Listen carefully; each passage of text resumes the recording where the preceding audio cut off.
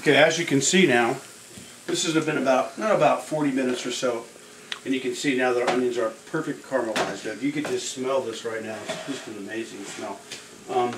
Not only can you smell the onions, but you can actually smell the sherry too that's in this too. That just gave it this really deep mahogany color, as you can see. What's interesting about this is that you don't see anything that's burnt, obviously. Everything's pretty evenly browned.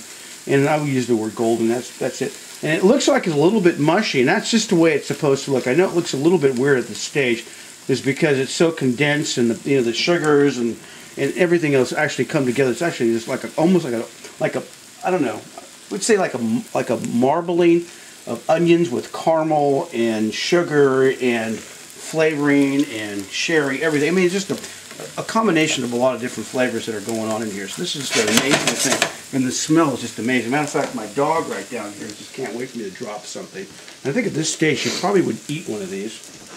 We're going to test this out and see.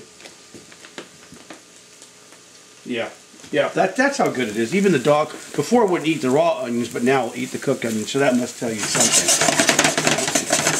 So anyway, at this stage, what we're going to want to do... Oh yeah, by the way, let me back up a little bit on this. And the reason why you started out with a frying pan is because, as you can see, the surface of this pan is a lot bigger than what I'm actually going to cook this soup in. So what I'm going to be doing now is putting this on the stove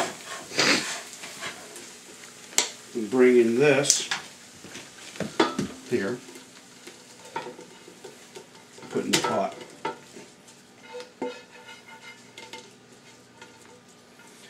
Now, by using a Teflon pan, there's going to be a lot of browning, or as we call in cooking school, the fond. You're not going to find a lot of that on the pan. To deglaze what's left in here, because you really can't see with this kind of pan, I'm still going to deglaze. So I know a lot of you people are saying, well, that's why you start in this pan, you're going to deglaze. You know what, we're going to do that. And what I like to deglaze with in this dish, I like to use a little bit of the cognac or brandy, whatever you happen to have. It doesn't make a difference.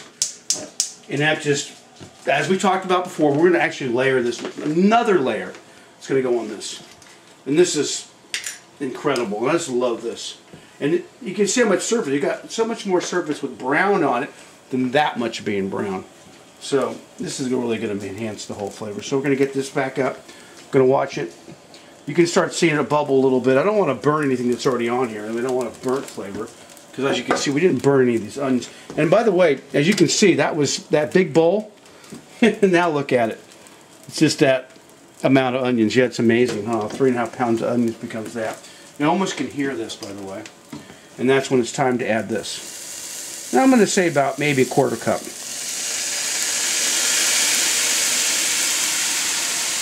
And I'm just going to get that, roll that around, stir that around, get all this, what we call in the cooking trade, kitchen treasures. That's flavor right there. That's intense flavor. Right there. That's just flavor. I mean, who wants to give that? Not only that, but it helps clean your pan too, so it makes it much easier to clean.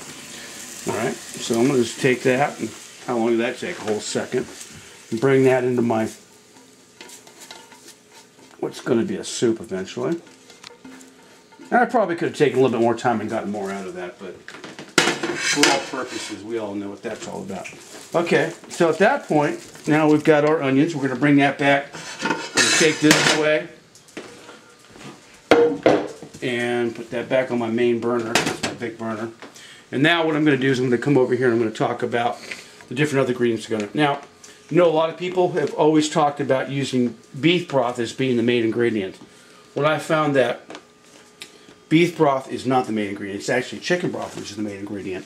As you can see, after doing this many of times, I found that if you're not going to make your own, by the way, beef broth or chicken broth, these are two brands that I highly recommend. Actually, there's one better than this. It's called Pacific. I like that better, but I had this in my cabinet, so this is what we're using today. And it's low sodium. As you can see, this is low sodium. Now, as far as chicken broth is concerned, I happen to like this good as one of the better ones. And what I do is I kind of reduce this a little bit. I don't use the full strength on this to kind of bring the salt content down, because we're actually going to add that to this, and we don't need any more salt in this dish. because we've already been layering with salt, like I showed you when we were doing the reduction with the caramelization of the onions. So at this point, what I'm going to do is I'm going to add these to the dish. And turn my heat up to about medium high. Incorporate my beef broth. Work that in a little bit. Good. And then at this point, I'm going to come over here and grab my 6 cups of beef broth. Okay. And this is just really balances out the acidity and the flavor. It gives it more of a, like I said, we're back to that same one. I know you get tired of hearing this about the layering. I'm just going to bring that in. So think about what we've already gotten in this. We've got 2 different kinds of onion. We've got sherry. We've got cognac. We've got chicken broth. We've got beef broth. So right there, I mean, we've got, how many? We've got 6 flavors already going on in this thing. I mean, if you could just smell that, it's just awesome. Okay, next thing we're going to do is we're going to add our herbs. This is important. And what I'm going to do is I'm going to show you how I do this. I've already tied off a few of these to make it a little faster. Got a little parsley here. I usually like to use Italian parsley, but this one's in my refrigerator, so it's fine. This is I grow myself. It's my own thyme. Came out of my own garden. And some old dried up bay leaf, which, you know, hey, everybody's got those in their cabinet. So stick that in the middle. Put that in there. And I got a little piece of string here that my wife pleasantly cooked for me, or cut for me. And then we're going to add that and just give that a little tie. Because I don't want this in the soup. This is not going to be good with all the stems and everything. But I just want the flavor of this. So give that a little. Then we're going to put a little knot in that. And then there you go, like a little bundle. Okay? You got your little bay leaf, you got your thyme, and you've got your parsley. We're going to add that to the soup. You can stir that in. Okay? And that works real well. And then at this time, I'm just going to add a pinch of pepper. I know we're going to add pepper at the end too, but I like to add a little pepper at the beginning. So I'm just going to kind of give you a little idea about how much I don't know. Is that about a 1/4 teaspoon or so? A little bit more. Makes no big difference. And I use the big font, the big grain pepper. I mean, you can use the one in the pepper mill, but in this stage, it's not that important. At the end, it's a little bit more important. Right now, it's not that important. No salt.